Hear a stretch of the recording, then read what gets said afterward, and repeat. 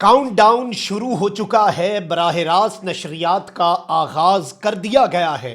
Iran की तरफ America के B-52 बॉम्बर तैयारे रवाना हो चुके हैं और इन B-2 बॉम्बर तैयारों पर कौन से मिसाइल नस्ब हैं, इसके हवाले से जो इशारे मिल रहे हैं उसने पूरी दुनिया को हाई अलर्ट पे डाल दिया है। सूरत हाल इंतहाई तशवीशनाक है। अगले चंद लम्हे अहम हैं क्योंकि बात अब न्यूक्लियर अटैक तक जा पहुंची है। बिस्मिल्लाहिर्रहमानिर्रहीम, अस्सलाम वालेकुम। मैं हूं मखदूम शहाबुद्दीन। 7 और 8 अप्रैल की दरमियानी शब अहम तरीन और तशवीशनाक डेवलपमेंट्स हैं जो आपके सामने रखनी है। नाज़रीन किराम, सिचुएशन टेंस है और इंतहाई परेशान कुन है। डिप्लोमेटिक एफर्ट्स जारी हैं, लेकिन इम्कानात यही हैं कि बड़ी जंग होनी है, बड़ी तबाही होनी है। और डोनाल्ड ट्रंप ने जो ईरान की पूरी एक तहजीब को ख़त्म करने के हवाले से बात की है, ये बात बराह रास्त अगर आप कहें तो एक एटमी हथियार तक जा पहुंची है, उसके इस्तेमाल तक। लेकिन इस सब के अंदर ईरान के अवाम जो हैं वो अपने पावर प्लांट्स, अपनी ब्रिजेस, वहां पर जमा होना शुरू हो चुके हैं। ह्यूमन चेन्स बना रहे हैं। हजारों नौजवान वहां पर हाथों में हाथ डालकर खड़े हैं कि हमारे मुल्क की तनसीबात को तबाह करना है तो हमें भी साथ मारो।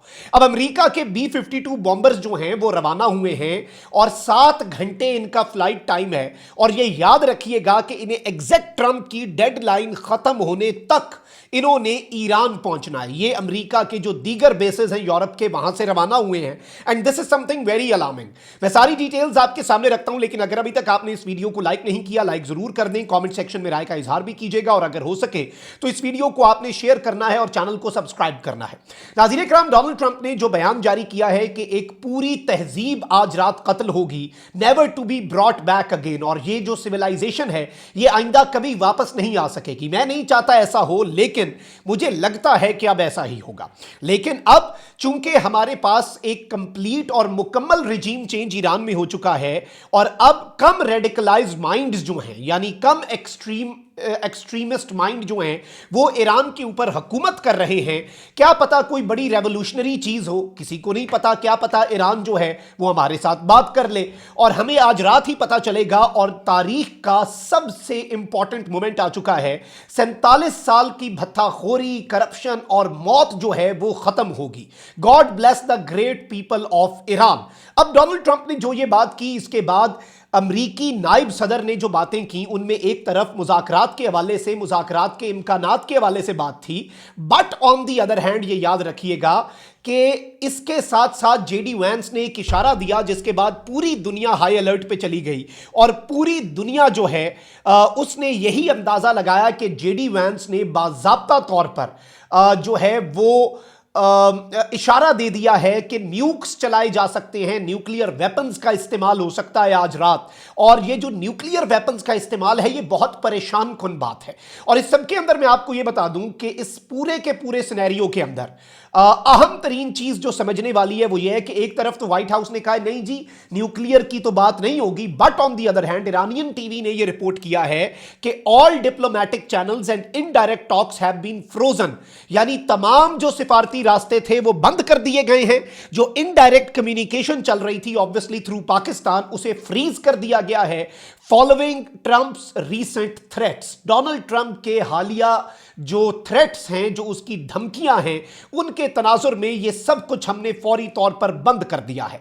अच्छा, अब इस सब के अंदर एक इंपॉर्टेंट चीज ये हुई है नाज़रीन किराम कि इसराइल का जो मीडिया है उसने बाज़ाब्ता तौर पर काउंटडाउन चला दिया है। जैसे नशरियात होती हैं ना, तो उनमें ईरान की तबाही, ईरान की मुकम्मल डिस्ट्रक्शन, ईरान की मुकम्मल तौर पर रंदा जो ट्रंप फेरने की बात कर रहा है, जो धमकी दे रहा है, उसके हवाले से इसराइल के मीडिया ने टिकर चलाने शुरू कर दिए। काउंटडाउन चल रहा है। एक क्लॉक जो है वो लॉन्च कर दी गई है ईरान की डिस्ट्रक्शन के हवाले से। इसराइली मीडिया पर लाइव नशरियात और वॉर रूम्स बना दिए गए हैं वेस्टर्न मीडिया पर। फिर इसके साथ ही साथ एक और बड़ी डेवलपमेंट क्या हुई है, B-52 जो अमेरिका के बम्बार तैयारे हैं, वो रॉयल एयर फोर्स का जो बरतानिया का बेस है फेयरफोर्ड, वहां से लोकल्स जो हैं उन्होंने वीडियोस बनाई हैं और ये जो B-52 वहां से डिपार्ट किए हैं ये लोडेड हैं, इनके ऊपर मिसाइल नस्ब है। ये B-52 बॉम्बर्स इतनी बड़ी तबाही मचा सकते हैं कि आप और मैं उसका गुमान नहीं कर सकते। अहम चीज ये है कि इनका कॉम्बैट फ्लाइट टाइम, यानी अगर ये लोडेड हो तो इन्हें 7 आवर्स अप्रॉक्सीमेटली लगेंगे रॉयल एयरफोर्स फेयरफोर्ड का जो बेस है वहां से ईरान तक। और ये बिल्कुल एग्जैक्ट स्ट्राइकिंग रेंज जो है अमेरिका का जो डेडलाइन का टाइम है ईस्टर्न टाइम के मुताबिक 8 PM, उस वक्त तक इन्होंने वहां पर पहुंच जाना है। यानी जैसे ही ये डेडलाइन खत्म होगी वहां पर ये पहुंच चुका होगा और फिर ये अपनी तबाही मचा सकता है। और ऑब्वियसली इस वक्त इवन ये डिस्कस हो रहा है कि बाज़ाब्ता तौर पर न्यूक्स जो हैं उनका भी इस्तेमाल हो सकता है। कुछ अरब स्टेट्स जो हैं जो ईरान के साथ करीब हैं रीजन के अंदर, उन्होंने इवन लोगों को घरों में रहने का कह दिया है। इवन रेडिएशन के खतरात के हवाले से मुल्क सोचना शुरू हो चुके हैं। और जाहिर बात है हमसाया ममालिक को भी इसमें खतरा होता है, लेकिन एक पॉसिबिलिटी ये है कि बड़े बम जो हैं वो गिराए जाएं, मदर ऑफ ऑल बॉम्ब्स गिरा दिया जाए जो न्यूक्लियर जितनी ही तबाही मचाए लेकिन फैले नहीं। फिर दूसरी पॉसिबिलिटी ये डिस्कस हो रही है कि टैक्टिकल न्यूक्लियर हथियार चला दिए जाएं।